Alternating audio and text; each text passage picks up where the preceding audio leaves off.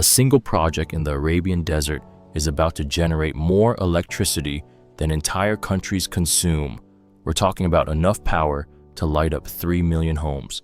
But here's what nobody's telling you. This isn't just another solar farm. It's a chess move that could shift global power forever. In the next few minutes, I'll reveal why Middle Eastern royalty is betting $500 billion on this, how they're quietly buying up America's energy future, and the secret clause that changes everything. Let me show you exactly how this happened. Project Helios Grid sits in the empty quarter desert. That's one of the hottest places on Earth, but that's exactly why they chose it. The project launched 18 months ago with zero media coverage. Now it's the size of Manhattan, 3 times bigger than any solar installation in history. The money comes from a consortium of Middle Eastern sovereign wealth funds. They pooled $500 billion. That's more than the GDP of Finland. Leading the charge is Prince Khalid Al Rahman from the UAE. He's not your typical royal. He spent a decade at MIT studying renewable energy. The twist? 70% of the power generated here won't stay in the Middle East. It's already contracted to flow directly into American and European grids through undersea cables. This isn't charity, it's strategy. Now here's where things get really interesting. The numbers behind Helios Grid are insane. The installation covers 2,400 square kilometers. That's 370,000 football fields of solar panels. Each panel is cooled by an AI system that predicts dust storms 48 hours in advance. The temperature there hits 130 degrees Fahrenheit in summer. Normal solar panels lose efficiency in extreme heat, but these use a technology called perovskite layering. It actually performs better as temperatures rise. The project generates 200 gigawatts at peak capacity. To put that in perspective, that's enough to power all of New York City 4 times over. The construction employed 85,000 workers at its peak. They built an entire city in the desert just to house them. And here's the kicker. The project is designed to expand. Current plans show Phase 2 will double the output by 2028. The contracts are already signed. American utility companies locked in rates 40% below current market prices. That's why your power bill might drop soon. But if you think that's crazy, wait until you hear this. The real story isn't the solar panels, it's what's underneath them. Helios Grid sits on top of one of the world's largest untapped lithium deposits. Lithium powers every electric vehicle battery, every smartphone, every laptop you own. When they did the geological surveys for the solar project, they found it by accident. Or did they? According to leaked documents, the surveyors knew about the lithium before breaking ground. The solar farm is actually a cover for the world's most strategic mining operation. Here's how it works. The energy generated powers the lithium extraction process on site. Zero external power needed, zero carbon footprint. They're producing batteries and energy in the same location. Estimates suggest the deposit contains enough lithium for 400 million electric vehicle batteries. Tesla uses 8,000 lithium cells per car. Do the math. The Royal Consortium didn't just buy energy independence, they bought control of the entire electric vehicle supply chain. But there's a catch. The extraction process requires massive amounts of water. The nearest water source is 800 kilometers away. So they built the world's longest desalination pipeline from the Red Sea. It pumps 2 million gallons daily. The pipeline costs $43 billion alone. This brings us to the most shocking discovery of all. Project Helios isn't just about energy or lithium. It's about data.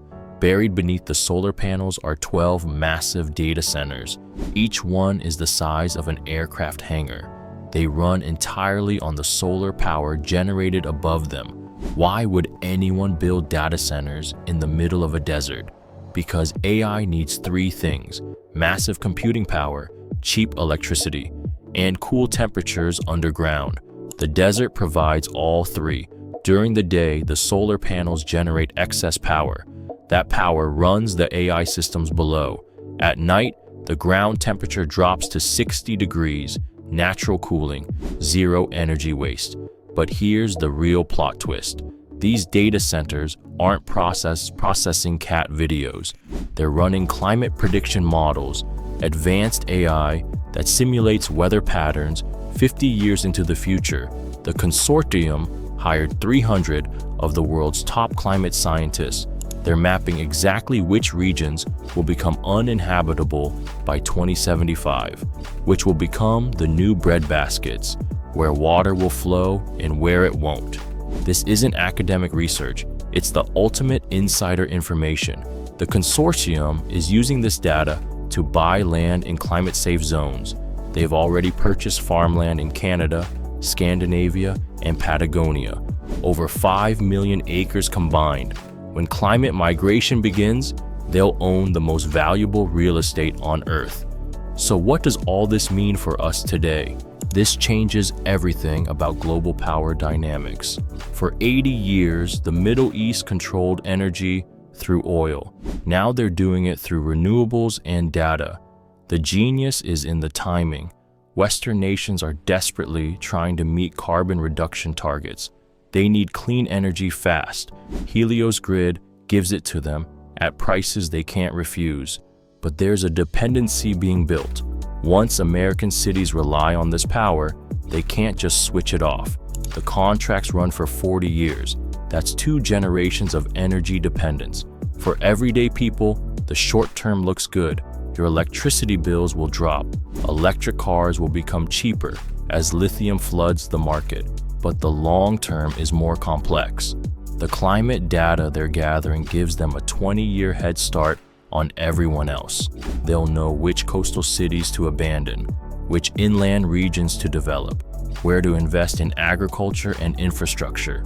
Meanwhile, the rest of us will be reacting to disasters as they happen. There's also a tech angle. Those AI systems running on Helios power are being trained on global climate data. Whoever controls the AI that predicts the future controls decision-making. Governments will pay billions for access to those predictions. Insurance companies will need them to price policies.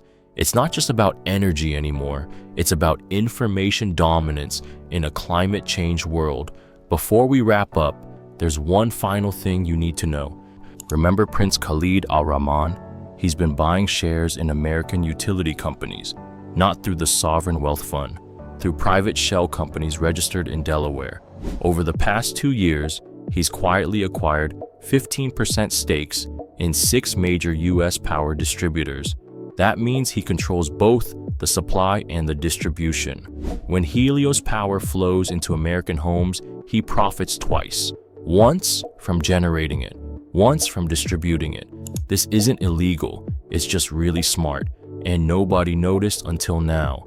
The SEC filings are public but buried under layers of corporate structures. This is the new oil empire. But instead of drilling, they're installing panels. Instead of OPEC, it's algorithms and AI.